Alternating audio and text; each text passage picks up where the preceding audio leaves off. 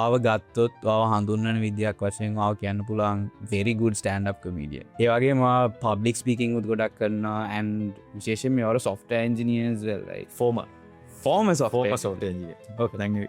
ඒක මම දැනන් හිටියේ නෑ. Can you tell us a little bit about how your childhood was?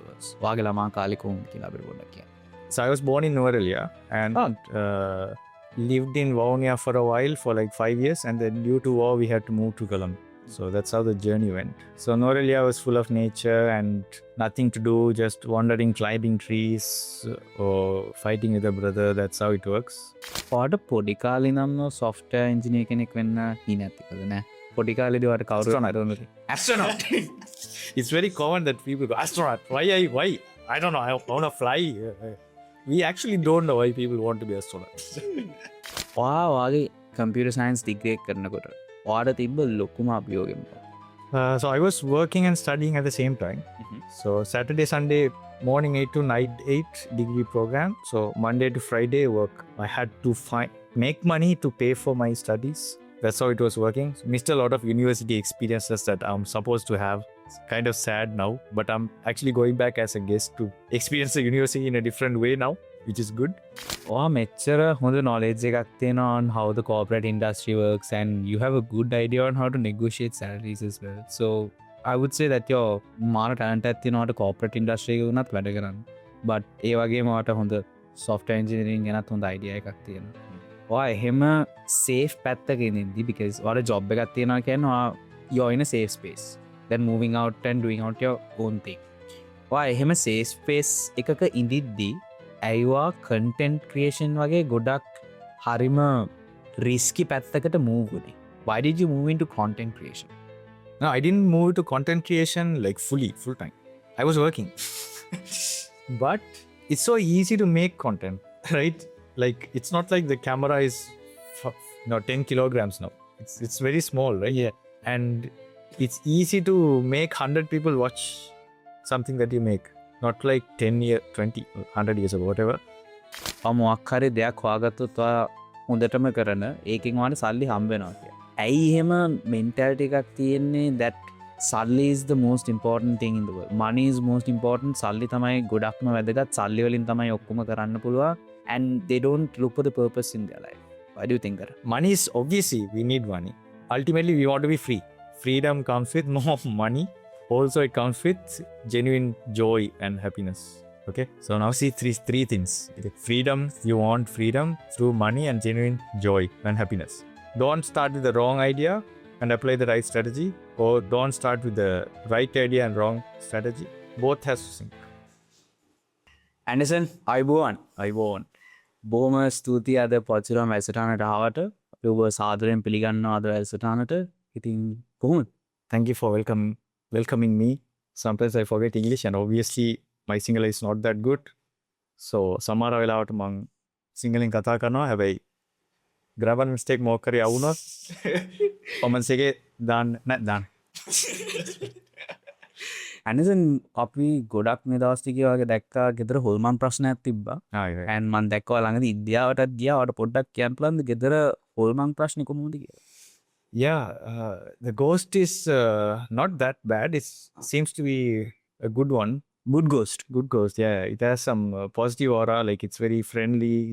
It's helping with homework and stuff. And people are now asking that ghost for emotional support. Oh. Like everyone is asking, can you send that ghost to my house and stuff? But I'm like, sorry, the ghost is, it's a little highly on demand. Like, sorry guys. එයා එහෙම පොඩ්ඩක් පැයට එහෙම බය කරනවද මොන හරි එහෙම ප්‍රශ්න තියෙනවා? It's just a ghost living a life that it couldn't live. So enjoying Netflix. Just making sure that the resources are used carefully. It's right, yeah. හොඳ හොල්මනක්. අපිට හැබැයි එහෙම හොල්මනක් හම්බුනොත් එහෙම හොඳ හොල්මනක් වෙයි කියලා මම හිතනවා.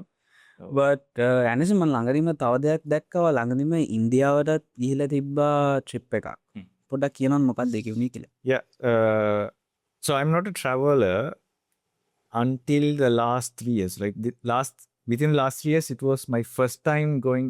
My first country that I traveled to is Dubai. Mm-hmm. And that's only in the last 3 years. Like before that, I think of going in a plane, I said, oh my God, it's like a big thing and stuff. It's a lifestyle change, right? And Definitely. I was actually scared to go out. I thought of it as a big deal. And then after that, after Dubai, I stayed there for 3 months. And then next year, we got a chance to visit India. To be more precise, it's called Ladakh. Ladakh. Okay. Ladakh is a very underrated, or maybe it's popular inside the country. Inside India, it's popular. But globally, you have to actually search what Ladakh, where is it, and so on. India කොහේ හරි වගේ දුක තියෙනවා. Northern part, right? It's very close to China, that area. Oh, okay. Like there's a border. When you go there, you can see China, the mountain that splits China and this side. It's a beautiful place. It's a bike ride. We had a 7-day bike ride. And it's like early morning we start, get on a bike till evening, and we go to a different place and stay. And then again, next day we wake up, take the bike, and then go to another place. And in between we stop at highlights. It's a beautiful experience. The temperature is 0 degree. Yeah.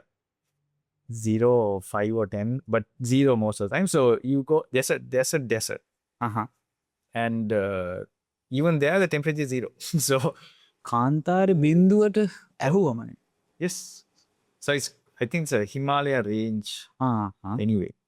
But Himalaya is extremely big, right? So, Yeah. you can't say it's a small mountain. It's a surrounding, and I don't know if Himalaya is part of that area or not. Because I recall going... හිතන්නේ yeah, because ඉන්දියායි China link කරන පැත්තට හිමාලය පොඩ්ඩක් I think ඒ පැත්තට එනවා. Oh. Behind the scene like this, he said, move. You can actually keep from the videos. Awesome. Anderson, then leaving that aside, ආව ගත්තොත් ආව හඳුන්වන විදියක් වශයෙන් ආව කියන්න පුළුවන් you're also a comedian. You're a very good stand-up comedian. දැකලා තියෙනවා වගේ සමහර shows එකක්. ඒ වගේම public speaking උත් ගොඩක් කරනවා, and විශේෂයෙන්ම you're a software engineer as well, right? Former software engineer. Okay. Thank you. ඒක මම දැනන් හිටියේ නෑ. ඒ වුණාට මම ආව ගත්තොත් නැත්නම් ඔයාව වචන 3කින් describe කරන්න කිව්වොත්, if I ask you to describe your personality in like 3 words, ඔයා මොන වචන 3ද පාවිච්චි කරා? 3 words I have chosen. Uh-huh. 3 personality type කියලා කියන්න බෑ. හරි. But I have defined my life in 3 C's. Okay. හරි. First one is comedy. Second one is content. Third one is coaching. CCC. So cool, right? And personality wise, I would say I'm extroverted. I don't know if that's a personality type. Yeah, that is a personality. extroverted and funny. Yeah, funny. I mean, sometimes funny is performance. Funny අනිවාර්යයෙන්ම කියන්න ඕනේ. Yeah, it could be a thing that you already developed as well. අනිවාර්යයෙන්. And then I like to learn a lot from different people and share my learnings as well. සුපිරි. Yeah. Anderson ඔයා කිව්වා CCC කියලා. comedy මම හිතන්නේ ඉතින්. Colombo City Center මේක අපිට ස්පොන්සර් එකක් කර දුන්නොත් හොඳයි. but Yeah. hopefully future. Comedy, content and coaching. Yeah. Comedy and content අපි කවුරුත් දන්නවා ආයේ content බලලා තියෙනවා, and you are very hilarious as well. Coaching කියලා ඒවා කියන්නේ ඇයි? What's the reason for you to describe yourself as coach? So coaching is, to be specific, we do public speaking coaching, mainly for kids. Okay. And it's a very rare area to touch upon, because something that I also did not have. I mean, public speaking is the number 1 fear, right? Number 1. And once I remember, I put a story. I was excited to do some workshops. So I put a story on my Instagram. Hi guys, I'm planning to do a workshop on public speaking, and how many of you are interested? This is almost like 4 to 5 years ago. And I put a story, and there's a poll, right? You can put a poll. Yeah. Yes, interested, and so on. And I get like almost 200. I can't remember now. I think more than 200. Yes, I am interested. And then I was like, okay, cool. 200 people are interested. And then I immediately organized a workshop with the time, dates, and so on, and then only one person showed up. Okay, I was like, wait, 200 people showed interest. Like, what's wrong? And then I asked a few people who said, I'm interested. I was like, why didn't you show up? They're like, if I come, you'll ask me to speak in front of people. I'm like, that's the whole point you're coming. It's like, that's what you're trying to develop, right? So even though we know it's a skill that we want to develop, we are afraid to develop. So it's not just in public speaking, it happens in everything almost. Let's say you like to learn cycling, but you're afraid of falling from the bicycle. So you don't want to learn cycling. You want to learn swimming, but you're scared of drowning. So you don't want to learn swimming. Similarly, public speaking, people want to learn it. They want to be confident, but they keep ignoring it. And for me, I thought, I want to be good at it. And also, if you want to be good at something, you have to also teach it.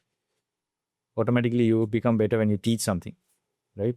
And I like to push myself even further. So public speaking is here.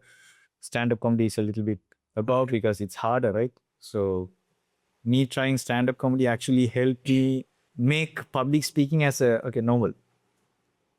And then after stand-up comedy, I'm pretty sure there's more. Maybe improv stand-up comedy, which means you don't prepare for comedy, you just do it. ඉතින් සාමාන්‍යයෙන් දැන් ඔයා stand up මොකක් හරි අද්දී ඔයාට material prepare කරලා තියෙනවා right ඒ material සාමාන්‍යයෙන් කියමුකෝ ඔයා විහිළුවක් කියනවා බට් ඒ විහිළුව කාටවත් hina යනවා එතකොට what's your actual reaction to that? Make a joke about that failing and then move on. So it's like, oh, that didn't work. Okay, I think it's because maybe that's why my girlfriend left me. Like, just connect it somehow and then move on. But if you try to analyze on the stage, oh my God, sorry, if you're really embarrassed, you're done. You have to know how to playfully handle that move. නියමයි ඒක පොඩි කාලේ නම මම හිතන්නේ කියලා දෙන එක ළමයින්ට ගොඩක් මම හිතන්නේ පුරුදු වෙයි because පොඩි කාලේ නම when you start practicing and when you grow up ඔයාට ඒකෙන් ලේසියෙන්ම you can be very professional. So that's great.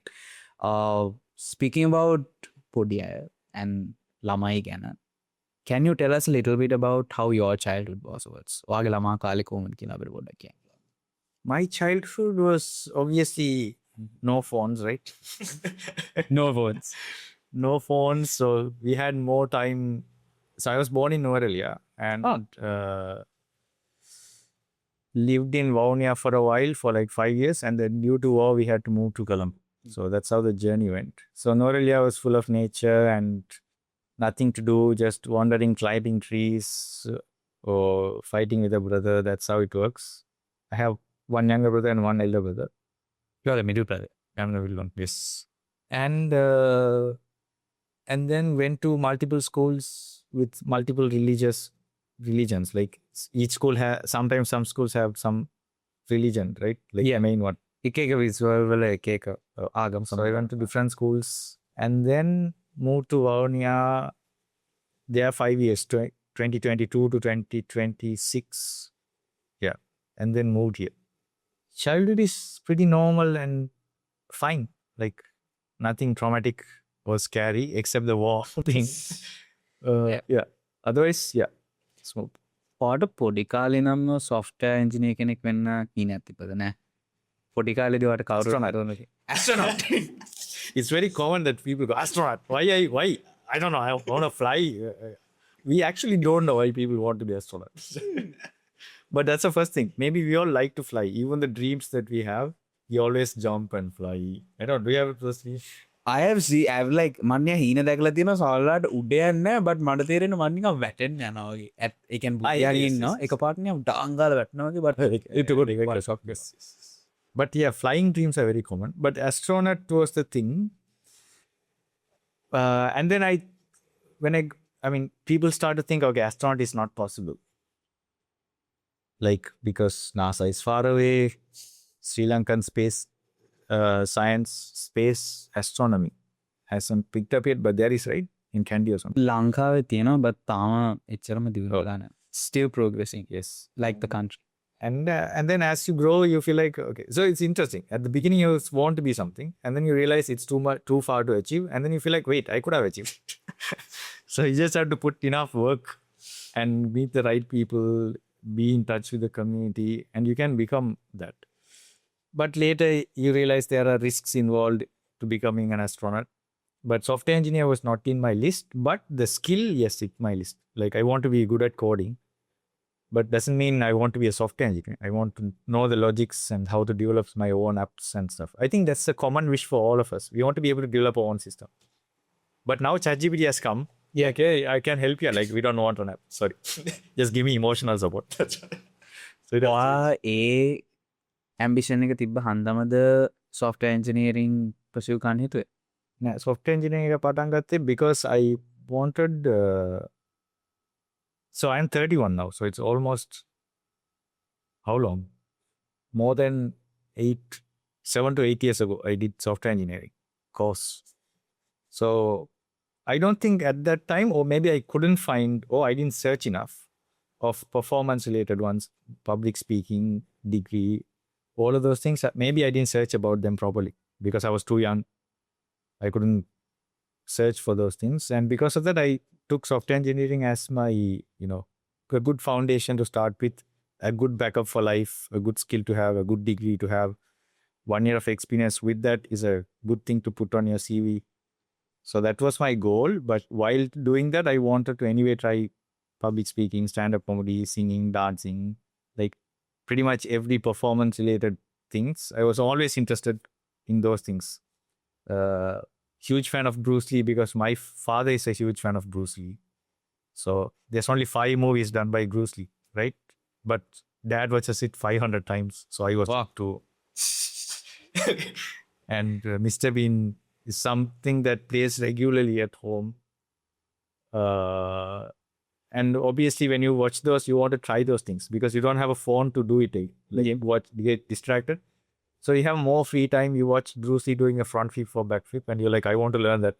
And then at home, you just break your head multiple times and somehow you learn it. So I think that's where the... backflip back කරාද? Yeah, I can do backflip and stuff. Wow! Self-taught, bro. Okay? Yeah, that's what. You can learn anything on your own, actually. But when you have guidance from someone, you can actually do it faster. That's a difference. එහෙම ගත්තොත් දැන් I love the fact like how you self-taught yourself a lot of things. ඒ වගේම අපි degree එකක් ගත්තත් most of it අපි ඇත්තම බැලුවොත් අපි තනියම තමයි ඉගෙන ගන්න ඕනේ. අපි තනියම research ටික කරන්න ඕනේ and we have to find certain sources where we can learn from and එතනින් එහාට තමයි දියුණු වෙන්නේ. ඔයා ඔයාගේ computer science degree එක කරනකොට ඔයාට තිබ්බ ලොකුම අභියෝගය මොකක්ද?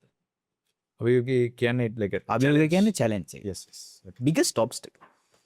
So I was working and studying at the same time. So Saturday, Sunday, morning 8 to night 8 degree program. So Monday to Friday work. So I had to make money to pay for my studies. That's how it was working. So missed a lot of university experiences that I'm supposed to have. It's kind of sad now, but I'm actually going back as a guest to experience the university in a different way now, which is good. The biggest challenge is, I would say, it comes with learning. I have to know how to manage time and get the best results out of that. But there was, one of the challenges, there was this particular incident. We had a group project and then I'm unable to commit full into the group project. So my friends just give me this part you have to do and they do this part, they do this part. And I do like, okay, all right, I'll do to my maximum. I thought that was a maximum and I do it and I submit. Now you have to merge all the projects together. Like when it's a coding thing, you have to merge all the codings together.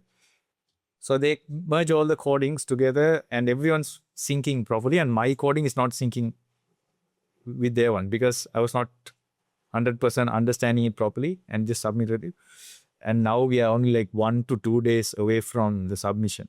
I think 1 day away or maybe same day. I can't remember now.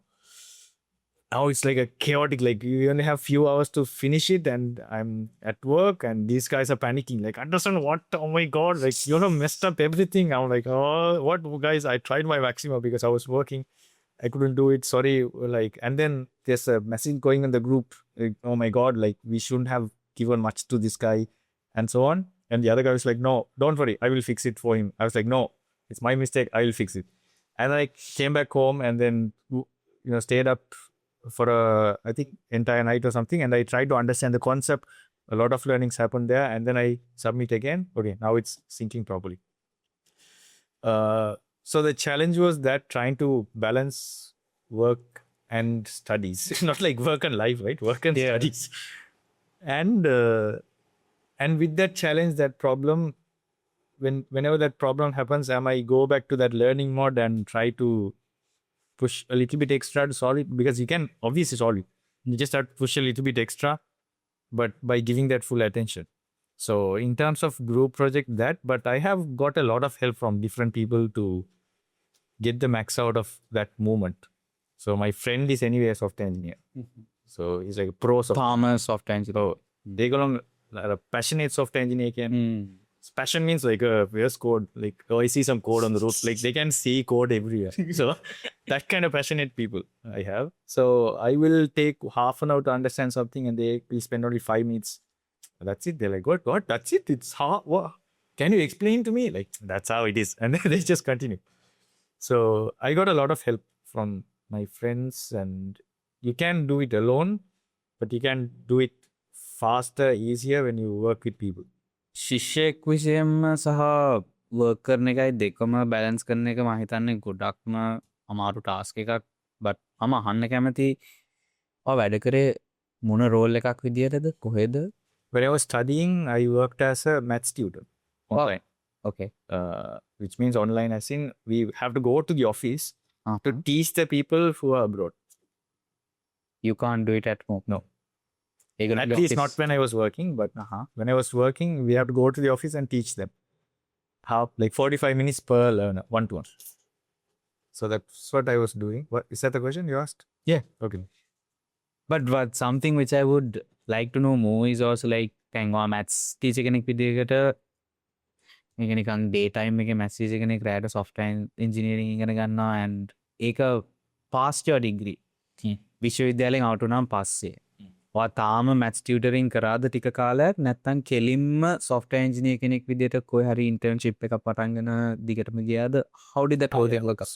So as soon as I finished my degree, it was 3 years. So කොයි the degree කරේ? Slit. Okay. Yeah. As soon as I finished the degree, I told the company I finished my degree. Now it's time to move on to the industry that I took the degree. And then I found a startup with like only 10 people in the company. And there was an interview and I told them, just hire me if even internship is fine. That's okay. You don't have to put me as an associate. I'm not that good. I'm okay to even wash the toilet if you want to. Just taking in. Okay. And they're like, oh yeah, I like this guy's attitude or something. And I said, I'll be staying for minimum 1 year. And while staying there for 1 year, I told them, I kept them informed that I'll be doing public speaking, stand-up comedy, all of those stuff. So and oh, they are cool with it anyway. As far as you do the job, basically. And then I learned we were managing 3 to 4 projects at the same time because it's a small team, but the projects are high. It's a very, I would call it, you can call it workload, but I can call it intense training. Right? There's a lot of training, and I thought that actually helped me with the thinking fast or solving problems better. It's just, at the end of the day, it's a great exercise for the brain, right? Whatever hard things you do for a long time, it's an exercise for the brain, and you do things faster. And then I stepped in for 1 year, and then after that, I met the founder of the current company, Pufferfish, the public speaking coaching one. Oh, okay. And then we started to develop that ever since. What an internship එකක් හම්බුණා and you were willing to go through that whole process as well. එනවාට Anderson මම හොයාගත්ත දෙයක් තමයි දැන් ලංකාවේදී ගොඩක් කට්ටිය right පරිගණක විද්‍යාවට යනවා because the future is looking more towards digitalization and AI and all of that. ඒ හන්ද ගොඩක් කට්ටිය පරිගණක විද්‍යාවට ඇතුල් වෙනවා විශ්වවිද්‍යාල ඩිග්‍රී එකක් කරන්න.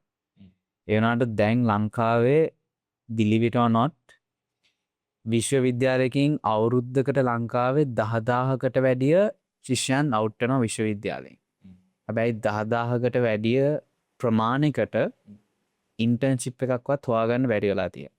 ඒවා හිතන්නේ ඇයි මෙච්චර අමාරු ඉන්ටර්න්ෂිප් එකක් හොයාගන්න because in my opinion පරිගණක විද්‍යාව බැලුවොත් there's like a lot, right? There's cyber security, there's software engineering, there's ගොඩක් දේවල් තියෙනවා.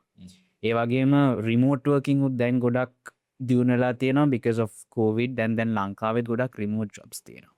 ඒ වුණාට ඇයි පරිගණක විද්‍යා වලින් කවුරු හරි graduate වුණාම job එකක් හොයාගන්න අමාරුයි. I think overall internship is a problem for everyone because now there are so many people graduating, right? In one campus itself, let's say there are, I don't know, maybe 500 or 1,000 people are getting out of the campus, right? And some people start their own businesses and some people are looking for internship. And whoever is looking for the internship, they might be targeting a company that's big and like a proper corporate internship. And unfortunately, those corporate companies have limited slots for interns. Let's say one company takes only 6 or maybe 10 or 20 maximum. And you have 100 people who are interested in internship. Now everyone is targeting that main company and it has limited seats for interns. And people think, okay, we don't have internship. Okay, this is useless. But it's very rare that people see internship opportunities at small companies. There are small companies like internship. Yes, if your goal is to get paid, then obviously when you're going for an internship, I would personally not expect like a payment as my main goal, but my experience. Payment, yes, for some expenses you can expect something. But my goal will be to get the maximum exposure and experience. So in that case, I would not mind going to a startup, a small company of 2 to 3 people and giving my full and trying to manage more work than I'm supposed to do. Because obviously when you enter the industry, you're not highly productive individual, right? When you enter, you don't even know your full capacity. You don't know if you can be trained. You don't know if you're good at something, not good at something. And as you gain experience, you realize, oh my God, I never realized I was so stupid back then, right? Like now you realize. But when we are stupid, we ignore all the experiences that we can have because we call it, it's overwhelming, for example. Yeah. But as you get older, you feel like I should have been overwhelmed even more because that's where the actual learning is taking place. So I would suggest to find small companies to work with them as interns. A friend might have a project. Try to see if I can work with that friend for a while. At the same time, not ask for money, but see how can I help this company make some money so I can get small portion of that money. So for example, if someone is interested in marketing and they're looking for internship in marketing, and then they come to this podcast. Okay, you're like, okay, we have a lot of space. You can take any space you want. And then instead of asking for the salary, they should know how can I create a revenue model for this podcast and manage the client or do all of those things and ask for income. So I cannot go to a company that's not making money and then ask for money. So that's where the challenge is. And if you are able to take that challenge, you can pay yourself more if you are able to convince the manager or whoever that I can earn this company more. Give me this percentage of that. Are you okay with it? If not this percentage, what's about that percentage? So that's how the salary negotiation conversations happen, right? It's not like I work hard, I need more money. You should be able to justify, okay, for this money I'm working this much and in this time I have increased to this, can increase to this. Or I'm going to make sure that the company is going to get 3 times extra money than it is supposed to, it's getting now.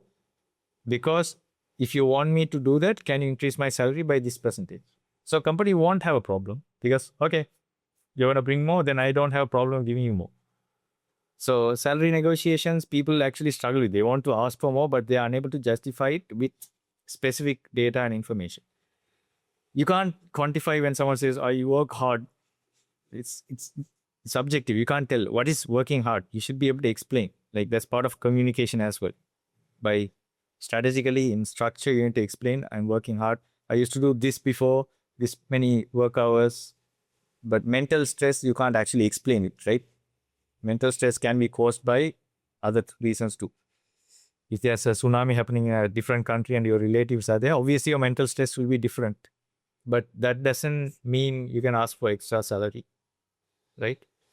So being able to first understand has the workload actually increased or not, and can I go further or should I go down, and able to justify it logically for yourself, and then to be able to give it to someone else, explain it to them, and then should be able to get those things. So ultimately, internship can be found everywhere. You're just not looking at you're just looking out internship, but you're not looking at internship. Okay, I'll come and build this company for you. Because I don't know what to do, but I will find how to do it. I can do my own research. I can stay up for night for 3 days and research, talk to ChatGPT for 3 days straight and find some good strategies. And I can help you as well. And then once I get to this level, like I will negotiate salaries and stuff. You can do it. Wonderful. ඔයා මෙච්චර හොඳ knowledge එකක් තියෙනවා on how the corporate industry works, and you have a good idea on how to negotiate salaries as well. So I would say that your මාර talent එකක් තියෙනවාට corporate industry එකේ වුණත් වැඩ කරන්න. But ඒ වගේම ඔයාට හොඳ software engineering ගැනත් හොඳ idea එකක් තියෙනවා. ඔයා එහෙම safe පැත්තක ඉඳිද්දි, because ඔයාට job එකක් තියෙනවා කියන්නේ ඔයා you're in a safe space. Then moving out and doing out your own thing. ඔයා එහෙම safe space එකක ඉඳිද්දි ඇයිවා content creation වගේ ගොඩක් හරිම risky පැත්තකට move වුණේ? Why did you move into content creation? No, I didn't move to content creation like full time. I was working, right? But it's so easy to make content, right? Like it's not like the camera is 10 kilograms now. It's very small, right? Yeah. And it's easy to make 100 people watch something that you make. Not like not like 10 years, 20, 100 years ago, whatever. It's not like you have a message, you have difficulty sharing it to 100 people because you don't have a phone, you don't have a video. Like you just randomly say, hi guys, I'm starting doing a workshop next week. And you put it on an Instagram story or WhatsApp status. Like 100 people minimum will watch. And we underestimate that 100. First thing is, maybe we are not, so there's enough people doing it as well. So people don't know which one to go to, which means you should make sure that your program or whatever is more valuable, or at least it's valuable, you are communicating that it's highly valuable, right? So in that way, everything is easy now. But are they efficient and effective is what we have to evaluate and see. So content creation was easy. It's difficult to reach more people, but making it is easy, right? It doesn't require much effort unless you go for a movie kind of content creation. Taking the phone and recording something with like sunlight outside is easy. Just talk about something, whatever, and then post it. And then you have the experiment for a while. If it's working, not working, change it again, experiment for 1 month or 2 months. Even if you are an established content creator, you still can experiment different content in between your normal content. And then it will, if you're doing the work every day, obviously, let's say every year you're getting 100 followers, obviously it will keep growing anyway, right? 100 is way less for an year, but I'm saying it's still growing. Yeah. So in 4 years time, obviously, how many? At least 400. Yeah. 400 followers have come. Yeah. You're just spending only 2 minutes talking about something boring. And you got 400 followers in 4 years. And you didn't even look at it as a main thing. If you're looking at it as a main thing, obviously you'll put more effort, try to find shortcuts, hacks, video editing tools, AI integration, whatever. And you still find ways to reduce your time of doing something and get the maximum output anyway. So content creation is not hard. We are just overthinking it because we want to be someone who we are not. when we already have something that is so powerful that we couldn't identify on our own. You can actually ask your friend, if I make a content, what kind of content do you think I can make easily? Which type of content do you think it would work? And they might probably have something simple. Hey, you talk about movies very nicely. You just post about it. Oh, is it? Let me try. And then it works. More than you knowing, others that you hang out with would know about you more. And then you try that for a while. And if it works, it will work. If it doesn't work, find why it's not working. Maybe your camera shake. That's why it's not working.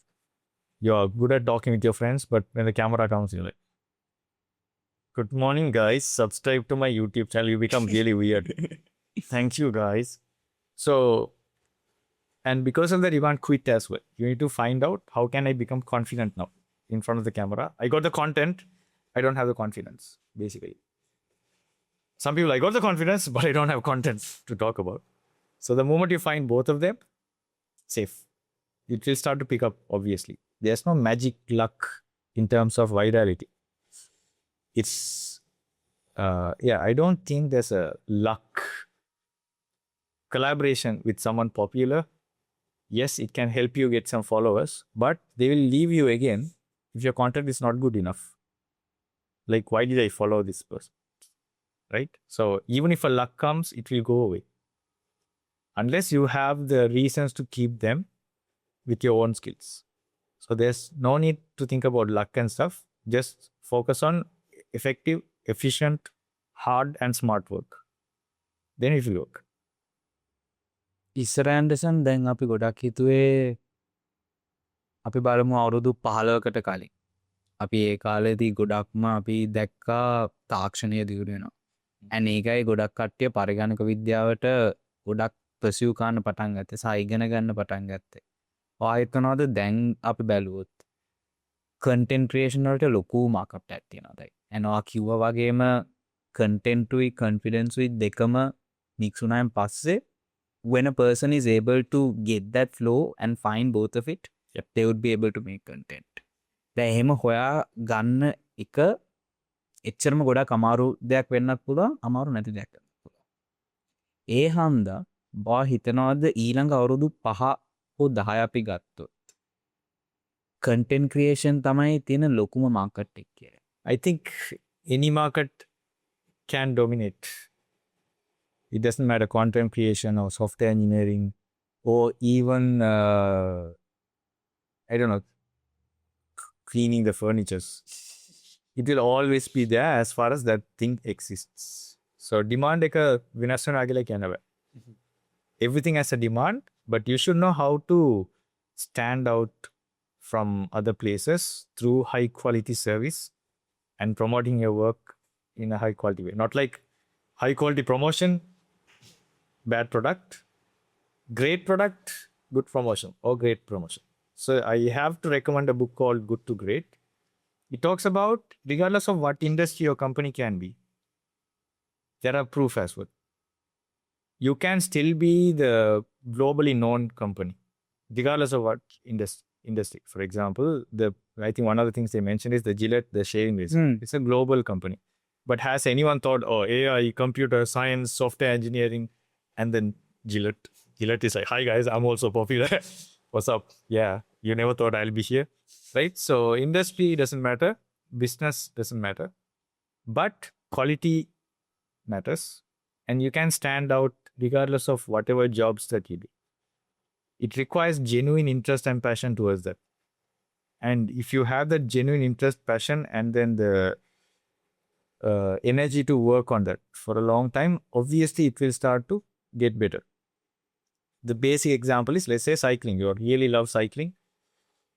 Obviously you're going to get good at cycling as far as you have a bicycle and you do it every day. You go with one wheel, other wheel, without wheels. You'll get better, obviously, because you do it continuously. So you can be good at anything as far as you have that interest and consistency in that work. Automatically you will become the master of it. And one day people will ask, like, how are you so good at it? Like, did it suddenly happen to you? No, it didn't happen suddenly. It happened little by little, and there's no twist There's no sudden turning point in my life. I suddenly learned how to do one wheel cycling. There's no such moments when it comes to a skill. So skill has to be developed every single day. So I don't think there's like one particular industry that will dominate and people should all go for that. Whatever industry that you pick, you can make it dominate. But make sure that you give a super high quality service and also promote that work the right way. So just broke the norm. Just don't think that way. Don't think AI is the only way to survive in this world. Real passion is how you survive in this world. You might go into AI and you might flop. And what are you going to say? AI doesn't work.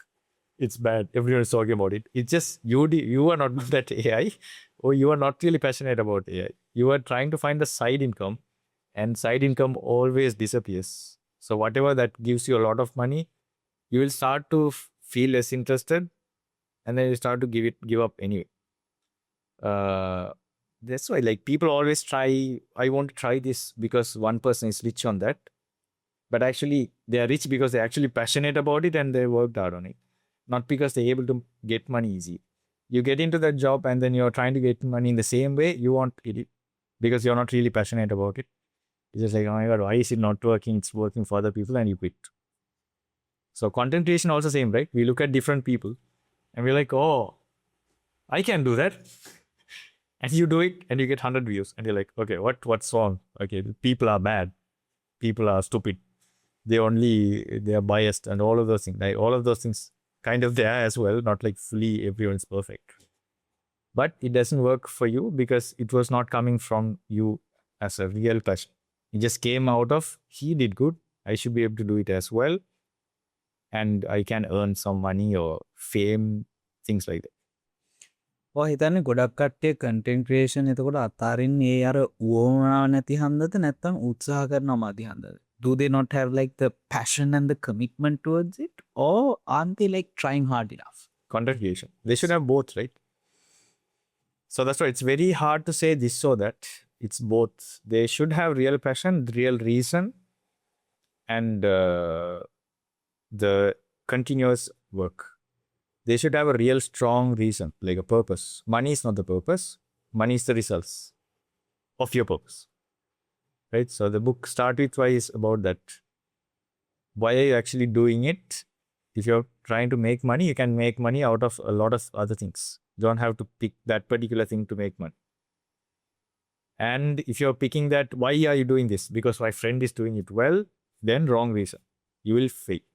Why are you doing it? Oh, I love doing this, man. It makes me, even for free, I might work on this. Then you have the real reason to work for it. You will obviously start to get better. If you start with the wrong reason, you will fail at the right time. The universe will teach you the lesson.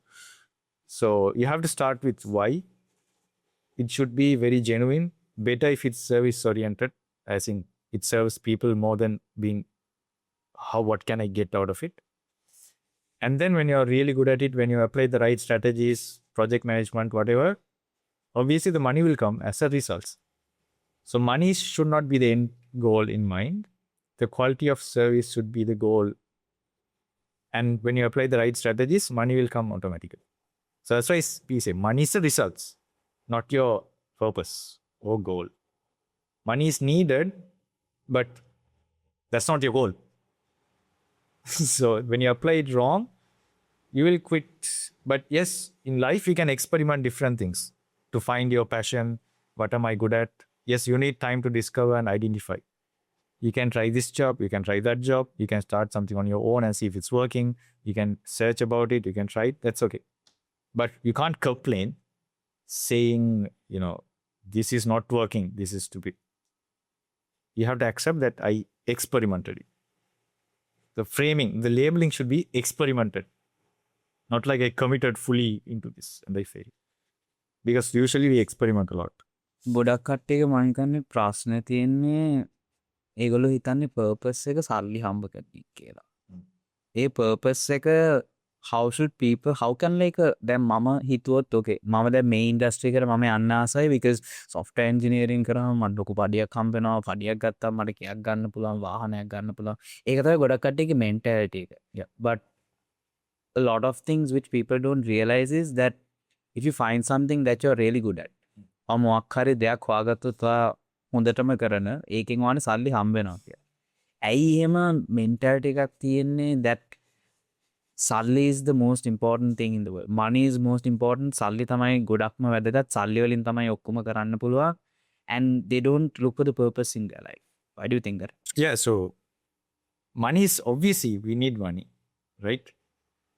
Ultimately, we want to be free. Freedom comes with more money. Also, it comes with genuine joy and happiness. Okay, so now see three things. Okay, freedom, you want freedom through money and genuine joy and happiness. But to make money, you have to go through stress. If you apply for the wrong job or industry or whatever, and then you lose happiness. You get enough money and you're able to have a free life, but still you're not happy for it. Right? Now you replace passion. Okay, I'm going to work on the passion now. And then passion, you're working hard on it, but you're not applying the right techniques or strategies. So you're not getting enough money, but you're kind of happy, but you are unable to have freedom. So you have to have both of them. So start with the purpose and learn the skills that is needed to apply the purpose. Strategy. So idea, strategy. Don't start with the wrong idea and apply the right strategy, or don't start with the right idea and wrong strategy. Both has to sync. Then yes. But I'm saying it like it's very easy. It's not easy. I can't say that in 2 minutes, but it can be a 2-3 years of work. But the principle is don't start with the wrong purpose. And the second thing is don't neglect a skill that is necessary to execute your purpose. Could be something simple as project management. If you have those two things only, you can sustain. Otherwise, it will fade away. කොහොමද ඔයාගේ purpose එක හොයාගත්තේ? Just by trying, that's all. Trying, talking, trying, still trying. Sometimes you feel like I have found my purpose, but actually realize, oh wait, that's not my purpose. After 4 years, you're like, I have found my purpose. Wait, that's not my purpose. And then you redefine. Maybe the purpose is so broad, and then in 4 years you make it narrow, sharp. So if you feel like you haven't narrowed it down and you find another thing, again you skip the process again.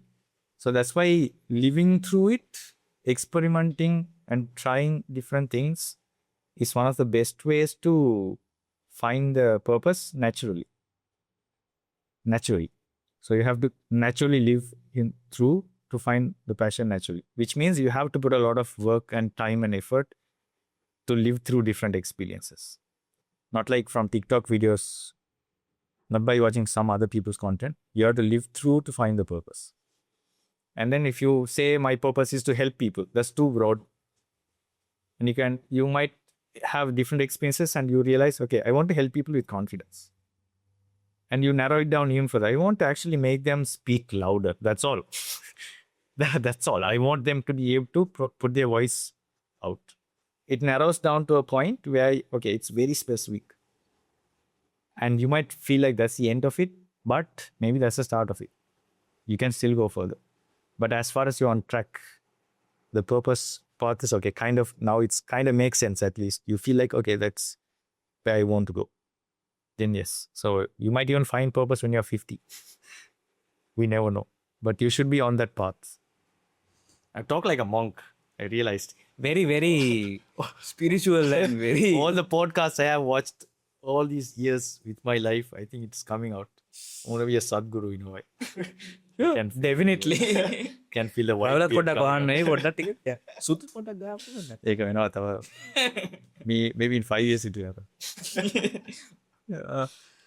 සාදයක් තමයි Anderson දැන් සමහර දෙයක් වා කිව්ව දෙයක් තමයි දැන් තමන්ගේ ජීවිතයේ ආරමුණ නැත්තම් පර්පස් එක අවුරුදු 50 දිනක් හොයාගන්න පුළුවන් කියලා. ඒ වුණාට දැන් සෝෂල් මීඩියා වල මතයක් දීලා තියෙනවා ඔයා අවුරුදු 25 වෙද්දී ඔයාගේ ජීවිතයේ ආරමුණ ඔයා ඊළඟට මොනවද කරන්න යන්නේ. You should have all it figured out by when you're 25, 20. Do you agree with that? It would be nice if we can, is what I would say. But not really, it's not impractical. It is practical if you put enough of effort on that. If you put less effort, yes, you'll get to a 50 to find your purpose. If you put so much of effort earlier in your life, obviously you'll get there faster, right? A simple example is if I learn public speaking after A levels, it will take 5 years for me to become confident. If I start learning public speaking when I was in grade 5, by grade 10, I have gained some confidence. So now I can fast track everything. And by 20 years old, I might be a good speaker, non-speaker at campus level, university level, or maybe global level. But how much is, again, how much of effort you have put is what's going to get you there.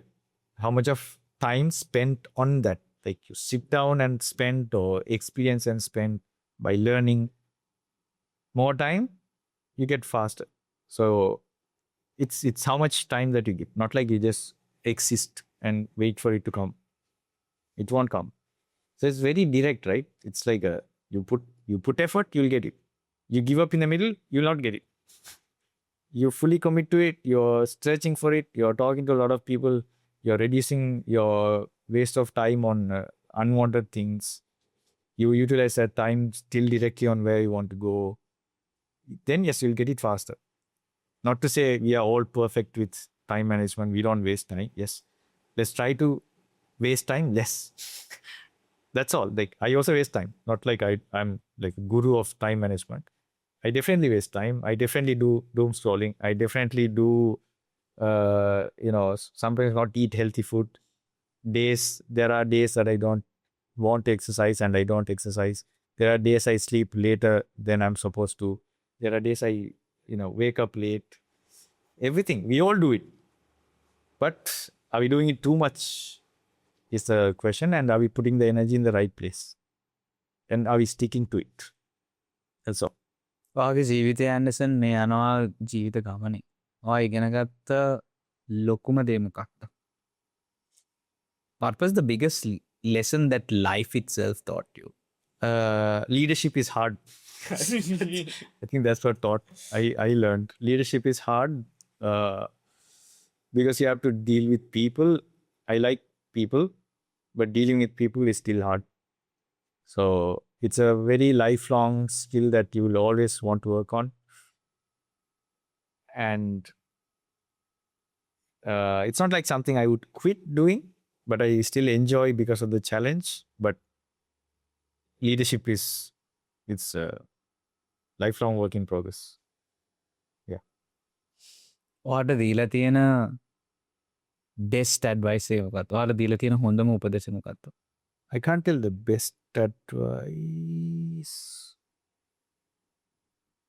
Okay, maybe when someone is angry and shouting at you, instead of fighting back, try to remove that emotion and see what's the point. What's the point? That's it. So if you react to the anger, are you going to react to the anger or the information? If you react to the anger, end of it. You're not going to grow. Other person is not going to grow. When they're shouting, if you remove that emotion, you just stay calm. Okay. And then you take that information and see if it's valid, invalid. Should I take action? Should I not take action? Should I ignore it? Then you're in a good place. So the reason why I say people are challenging is because of the emotions. At the same time, everybody has emotion, not just people. When I say people, including myself. But I should be able to identify what's a core reason behind that emotion and what's a core reason behind that person's emotion. Have I understood it properly? And how can I understand it better? So I think that's the best advice. Remove the emotion, find out what the actual problem is. නියමයි. ඔයාට දීලා තියෙන ජරාම උපදෙස මොකක්ද? What's the worst advice you would receive? Worst advice. I usually don't. Either worst advice comes to me and I don't remember it, or I don't get any worst advice. I don't know which one. Worst advice. I don't. Maybe like or don't do this, or don't try it, or don't step into this. or don't try that. It will fail. So maybe that based on people's individual experiences, if they advise you to not do something that they were not passionate about and you are passionate about, I think that's the worst advice. Basically, you can't go to an engineer and talk about how to be a doctor. You can't go to a doctor and ask how to be an engineer. So you get the worst advice from the wrong people. But the wrong people will be right at something, which means they should be really passionate about it. So there's no right or wrong person. It's a right or wrong direction you are talking to. Everyone will have something valuable, but whatever they failed on out of lack of passion or wrong purpose, they will give you the wrong advice. Yeah, that's how I see it. මේ episode එක බලන් ඉන්න හැමෝටම ඔයාට advice එකක් දෙන්න පුළුවන් වුණා නම් I mean you can just give them an advice but ඔයා මොකද්ද දෙන උපදෙස මේක බලන් ඉන්න කට්ටියට Okay, maybe volunteer as much as you can at different places, talk to different people, mingle with different crowds, and people will teach you the lessons that you need in your life. Fantastic. Anderson ඔයාගේ ජීවිතේ ඔයා මොකක්ද ඊළඟට කරන්න යන්නේ I'm trying to do the best today that I love, and I know it will lead to something better every day. So I will always have a goal in my mind that I want to do this and that, but it will always update. Once you achieve it, it will automatically update. So because of that, I will not try so hard to make sure that I have that particular target achieved, but I will do the best today to my full capacity and be satisfied for today and do the 1% every day, and I'm pretty sure that will lead to the right path. So yeah, my next step would be make sure that today's step is taken right. That's all. Because I know I'm in the right direction. Because I'm sure I'm in the right direction, I'll make sure that I give my best every day. ඔයාගේ අවසාන අරමුණ මොකක්ද what's your end goal End goal in my life, I think the company's goal would be my end goal. Empower to be empowered. empowered to be empowered Yes. Empower people, empower myself. ඉතින් Anderson අද ගොඩක් ස්තුතියි මේ වැඩසටහනට ආවට and it was really a pleasure having you today ගොඩක් දේවල් කතා කරා ගොඩක් දේවල් ඉගෙන ගත්තා and ඔයාගේ ඉදිරි ජීවිතයේ තියෙන අරමුණ සහ සියලු දේවල්ටම අපි සුබ පතනවා and we wish you all the very best and we would love to have you here again soon hopefully and yeah thank you very much for coming Thank you for having me. Thank you, and all the best for your podcast as well. And hoping to see you keep growing in the same time that I'm living. Yeah. Oh, okay. Yeah. අනිවාර්යයෙන් thank you very much Thank you. I won. Vanakkam.